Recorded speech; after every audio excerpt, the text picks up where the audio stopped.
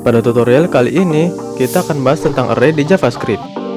Tapi sebelum itu, kita perlu tahu sama apa yang namanya struktur data. Struktur data adalah cara yang dipakai buat nyimpen data di memori komputer. Dan array itu adalah salah satu struktur data yang paling sering dipakai pada pemrograman. Sekarang, apa itu array? Array adalah struktur data yang dipakai buat nyimpan sekumpulan data ke memori komputer. Karena array ini menampung lebih dari satu data, maka array punya yang namanya indeks, alias nomor urut dari setiap datanya. Hal yang perlu diingat tentang indeks ini adalah urutannya dimulai dari 0, bukan dari 1. Array size alias ukuran array ini dihitung berdasarkan jumlah indeksnya. Cara bikin array adalah dengan pakai kurung siku kayak gini buat nampung isi datanya. Terus setiap isi datanya dipisahin pakai koma. Array ini menampung tipe data string yang berisi nama-nama kotak. Pada JavaScript, satu array juga bisa menampung berbagai tipe data.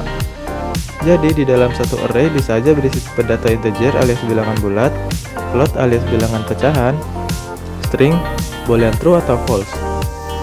Nah, sekarang kalian udah tahu tentang array dan cara bikinnya. Pada video tutorial kali ini, Hashtags mau bahas apa aja yang bisa kita lakuin pada struktur data array, kayak cara ngambil data, nambahin data, hapus data, nampilin data pakai perulangan, dan metode apa aja yang perlu diketahui pada array. Mari kita bahas satu persatu. Yang pertama kita bahas cara ambil data. Buat nampilin data bisa pakai metode document.write seperti biasa. Terus buat ngambil semua datanya, kalian bisa panggil aja nama variabel array-nya. Kalau mau ambil salah satu data, tinggal tulis aja nomor urut alias indeksnya. Misalkan kita mau ambil data kota Depok, maka tinggal panggil indeks kedua. Kenapa bukan indeks ketiga? Ingat bahwa indeks pada array dimulai dari 0, bukan dari 1. Jadi indeks kota Depok adalah 2. Kita bisa tambahin data ke dalam array. Kali ini kita coba pakai konsol di browser supaya lebih mudah dan lebih mengenal konsol. Coba bikin data array-nya. Terus kita bisa tampilin data array-nya pakai metode console.log. Dan masukin nama array-nya buat nampilin semua data yang ada pada array. Sekarang kita coba tambahin data ke array. Ada dua cara buat ngelakuin itu. Cara yang pertama bisa dengan pakai indeks.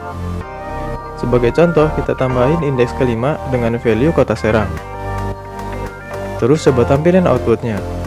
Maka hasilnya indeks pada array bertambah menjadi 5. Dimana indeks kelima adalah kota Serang.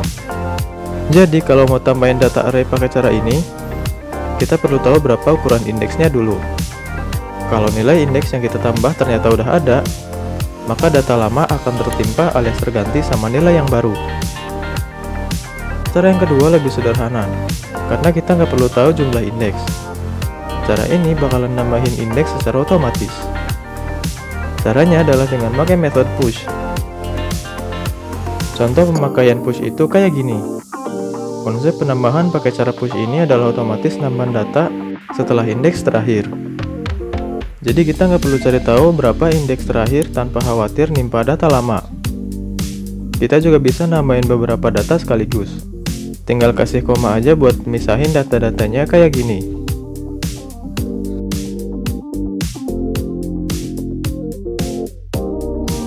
Selanjutnya kalau mau hapus indeks pada array ada beberapa cara.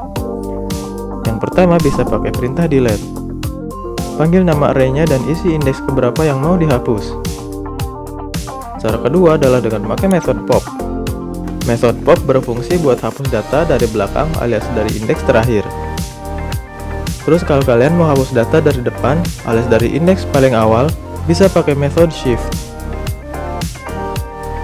Terakhir ada metode splice buat hapus indeks tertentu. Cara pakainya adalah kayak gini. Ini artinya adalah hapus dua data mulai dari indeks ketiga, dimana indeks ketiga adalah Bekasi.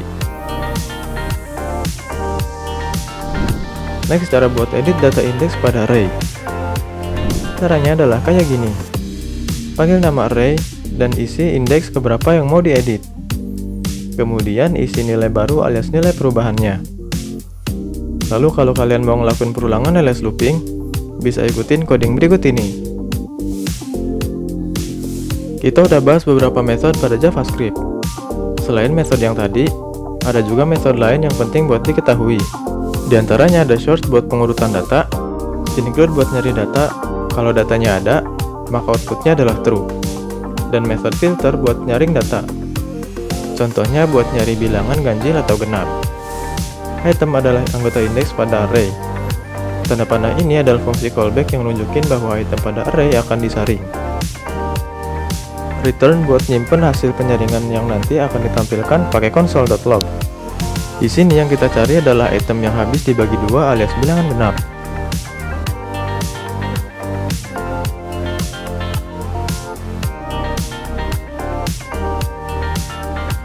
Selesai.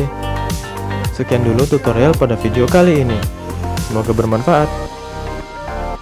Bantu dukung channel ini dengan klik subscribe. Jangan lupa like dan komen buat sharing atau bertanya. Thank you.